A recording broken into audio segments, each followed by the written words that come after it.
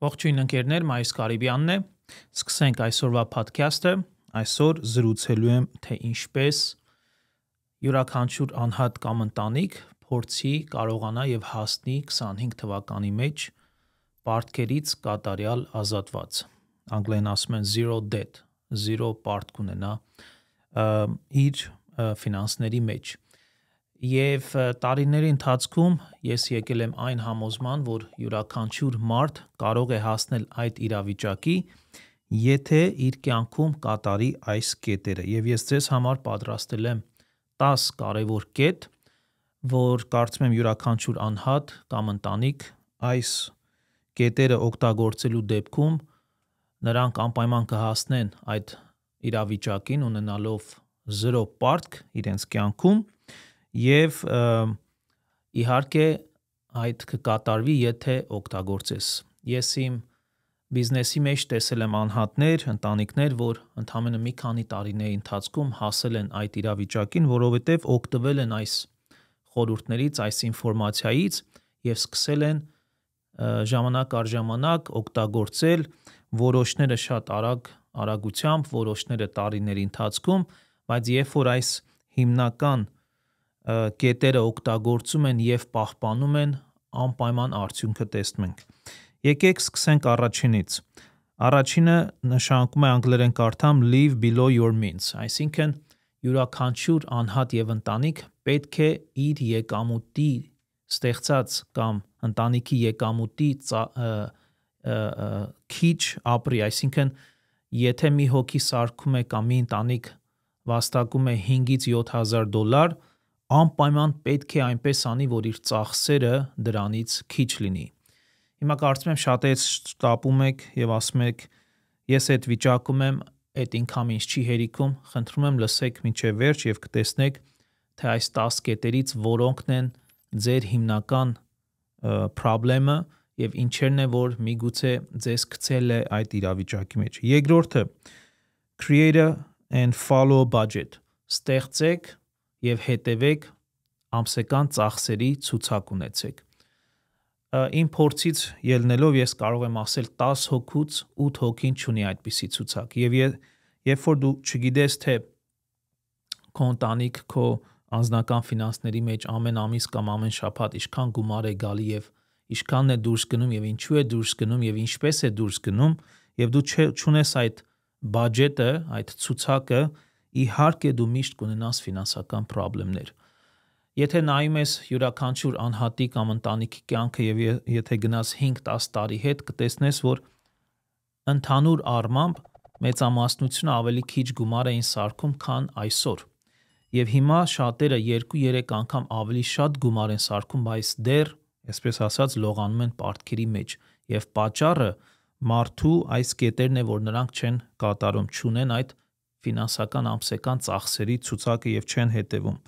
Ես ամեն երկուշաբթի պարտադիր հետևում եմ իմ բիզնեսի ծախսերն ու եկամուտները, իմ անձնական, իմ ընտանիքի և ամեն շաբաթ երկուշաբթի օրը առավոտյան հատուկ ժամ ունեմ, որ հատուկ հետևում եմ այդ ցուցակին և տեսնում եմ մեկ շաբաթվա մեջ ինչ է կատարվում իմ ֆինանսական աշխարհում, ինչեր եմ ճիշտ արել և ինչեր եմ սխալ արել և ինչերն են, որ պետք է ուղղեմ այս շաբաթ։ Երրորդը build an emergency fund։ Միշտ ես անհատներին խորհուրդ եմ տալի 3-ից 6, 6-ից մինչև 12 ամսվա ձեր ամսական ծախսերի չափսը իմանալուց հետո մի կողմ պետք է դնեք ամենաքիչը գոնե 3 ամսվա ձեր ծախսերը։ Չորրորդը pay with cash or debit։ Շատ անգամ մարդիկ անհամբերության պատճառով կամ էմոցիաների մեջ ընկնելու պատճառով ամեն ինչ գնում են credit card-ի միջոցով և շատերը, շատ շատերը 80-90%-ը նրանք երբեք ժամանակին չեն վճարում այդ credit card-երը, որ նշանակում է սկսում են տոկոս տալ և բոլորս է գիտենք տոկոսները ինչքան բարձր է 15, 20, 25, 30, ես մինչև 35% տեսել եմ credit card-երը անհատներին չարժ անեն տարեկան։ Դա բավականին մեծ գումար է և քո $10,000 պարտքը 3-4 տարվա ընթացքում կկրկնապատկվի այդպիսի տոկոսների դեպքում։ Չորրորդ կետը անպայման փորձեք դեբիտ քարտով կամ cash-ով առնել։ Եթե չեք կարողանում, միգուցե ժամանակը չի, ինչ որ գնելու եք այս պահին։ Avoid buy now, pay later scams։ Գիտես, Ամերիկան շատ ուժեղ է մարքեթինգի մեջ եւ շատ անգամ եթե մտնում եք թե մեքենա գնելու, թե հեռուստացույց գնելու, թե որևէ շոր գնելու, որևէ խանութ, շատ անգամ նրանք քեզ մտովի համոզում են, որ կարող ես հիմա առնել եւ առաջի payment-ը կսկսի 30 օրից, 60 օրից կամ 90 օր payment չես ունենա։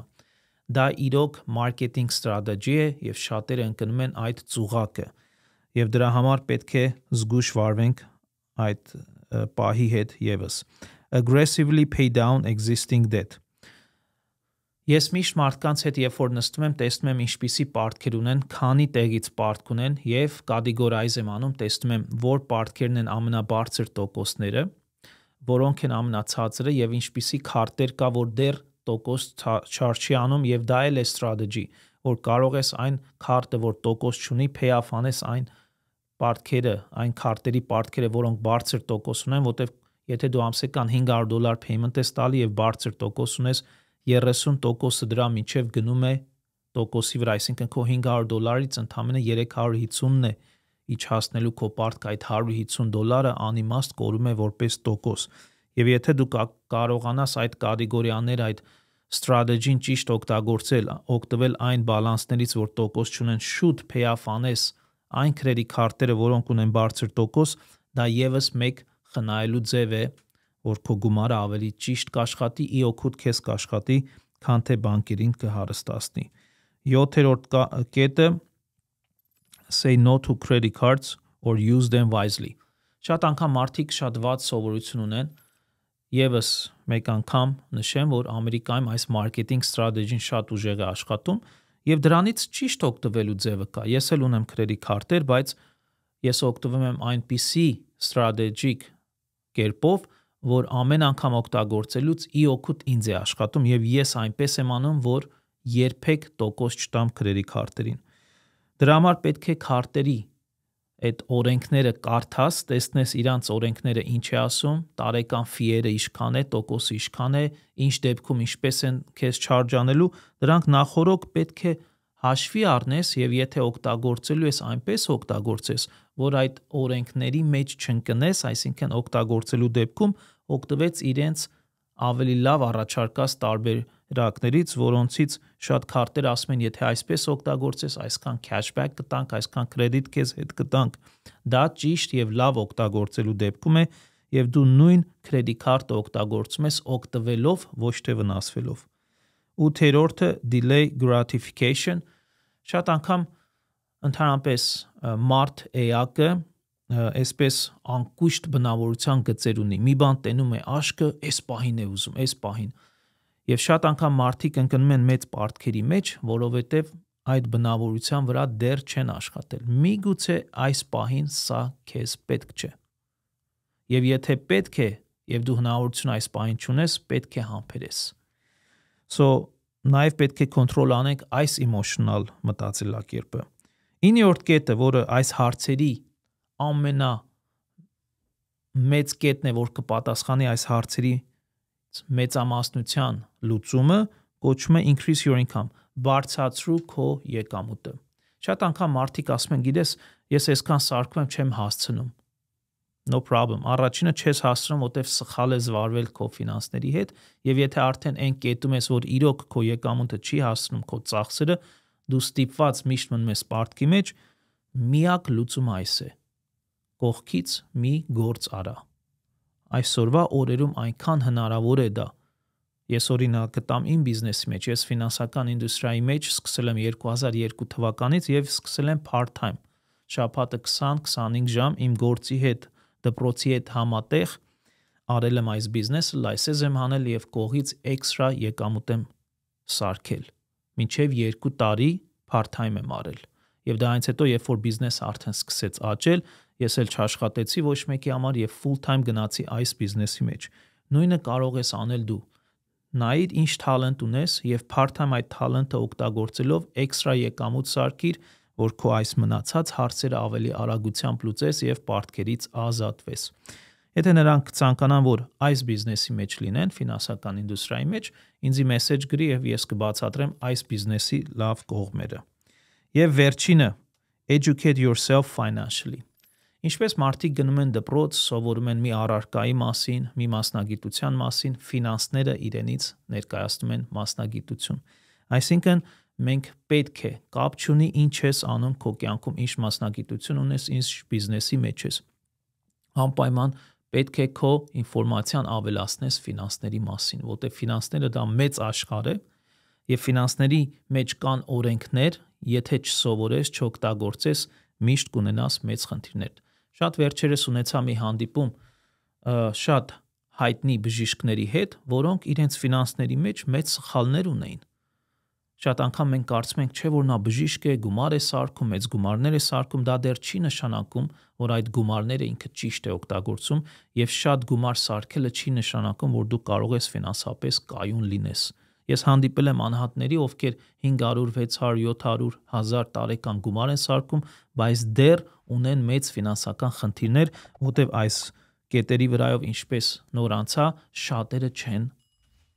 կատարում եւ տուժվում են դրա պատճառով։ Գաղտնիքը շատ գումար սարքելու մեջ չէ, ճիշտ մենեջ անելու մեջ է։ Երբ որ ճիշտ մենեջ անես եւ նաեւ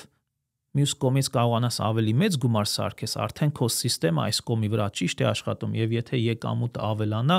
ճիշտ նորից կաշխատի այս համակարգը եւ դու կտեսնես ամիս, տարի քո ֆինանսական կարգավիճակը բարելավում է եւ դու հասնում ես նորանոր բարձունքների։